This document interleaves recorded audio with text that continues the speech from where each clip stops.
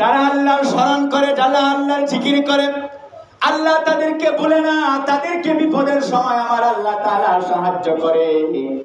আপনারা হযরত নূহ আলাইহিস সালামের নাম শুনেছেন। হযরত নূহ আলাইহিস সালাম বছরের পর বছর মানুষদেরকে দ্বীনের দাওয়াত দিয়েছেন। মানুষগুলো এত পাপিষ্ঠ ছিল, কিন্তু তার ডাকে, ঈমানের ডাকে সাড়া দেয় নাই। বিরক্ত হয় এক পর্যায়ে হযরত নূহ আলাইহিস সালাম বদদুয়া করলেন। আল্লাহ পাক বদদুয়া কবুল করলেন। আল্লাহ পাক বললেন এই জাতিকে বন্যা দিয়ে ধ্বংস করে দিবে। আল্লাহ পাক রব্বুল আলামিন বললেন, হে নূহ আলাইহিস সালাতু ওয়াস সালাম, আপনি একটা কিস্তি নৌকা তৈরি করেন। যারা ঈমান আনবে তারা এই নৌকাতে উঠতে পারবে, আর যারা ঈমান আনবে না তারা ওই বন্যার পানিতে হাবুডুবু খেয়ে মারা যাবে। আল্লাহর কথা অনুযায়ী হযরত নূহ আলাইহিস সালাম নৌকা বানালেন আর মানুষের মাধ্যমে দাওয়াত দেওয়া শুরু করলেন। মানুষের মধ্যে দাওয়াত দেওয়া শুরু করলেন, বলতেছে যারা ঈমান আনবে তারা এই নৌকার মধ্যে উঠতে পারবে, আর যারা ঈমান আনবে না ওই বন্যার পানিতে হাবুডুবু খেয়ে মারা যাবে। এক বৃদ্ধা মহিলা ডাক দিয়ে বলে, হুজুর আমি ঈমান এনেছি, আমি আপনার সাথে আপনার ওই কিস্তিতে উঠতে চাই, নৌকার মধ্যে উঠতে চাই। নূহ আলাইহিস সালাম বললেন, ঠিক আছে, যখন সময় হবে আমি তোমাকে ডাক দিয়ে নিয়ে যাব নৌকাতে ওঠার জন্য। ওই দিকটা বন্যা হয়ে গেল।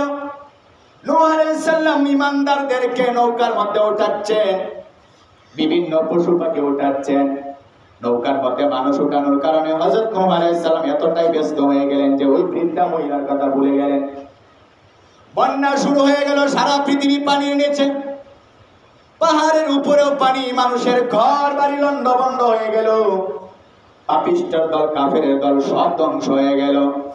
বা অনেকদিন বন্যা থাকার পরে বন্যা যখন শেষ হয়ে গেল, হযরত নূহ আলাইহিস সালামের মনে পড়লো ওই বৃদ্ধা মহিলার কথা, যে বৃদ্ধা মহিলাকে নৌকার মধ্যে ওঠানোর কথা ছিল, কিন্তু ব্যস্ততার কারণে নূহ আলাইহিস সালামের মনে নাই এই বৃদ্ধা মহিলার কথা। আফসোস করতে করতে হযরত নূহ আলাইহিস সালাম মহিলার বাড়িতে চলে গেলেন। মহিলার বাড়িতে গিয়ে দেখেন মহিলা সুস্থ অবস্থায় আল্লাহর জিকিরে ব্যস্ত। নূহ আলাইহিস সালাম অবাক হয়ে গেলেন, এতদিন বন্যার কারণে মানুষের বাড়িঘর লন্ডভন্ড হয়ে গেল, সবকিছু পানির তলে ছিল, সবকিছু ধ্বংস হয়ে গিয়েছে। এই বৃদ্ধা মহিলা কিভাবে কি করলো, বেঁচে আছে কিভাবে? হযরত নূহ আলাইহিস সালাম বৃদ্ধা মহিলাকে জিজ্ঞাসা করলেন, মা বন্যা তো হয়ে গেল, আপনাকে তো নিতে খেয়াল ছিল না, আমি ভুলে গিয়েছিলাম, এই বন্যার মধ্যে আপনার কিরকম অবস্থা হয়েছিল? বৃদ্ধা মহিলা ডাক দিয়া বলে, আমি তো একটুকু বলতে পারবো না কবে বন্যা হয়েছে। নূহ আলাইহিস সালাম অবাক হয়ে গেলেন, আশ্চর্য হয়ে আল্লাহকে জিজ্ঞাসা করলেন, হে আমার আল্লাহ, এতদিন বন্যা ছিল, সবকিছু পানি নিচে, সব বাড়িঘর লন্ডভন্ড হয়ে গেল, কিন্তু আমি বুঝতে পারলাম না, অবাক হয়ে গেলাম।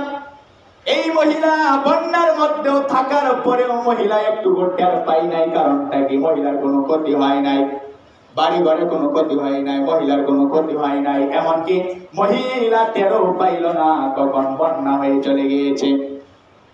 হে আল্লাহ, এটার রহস্য কি? আল্লাহ পাক রব্বুল আলামিন বললেন, হে নূহ, এটার রহস্য হলো এই বান্দি সব সময় আমি আল্লাহর জিকির করেছে।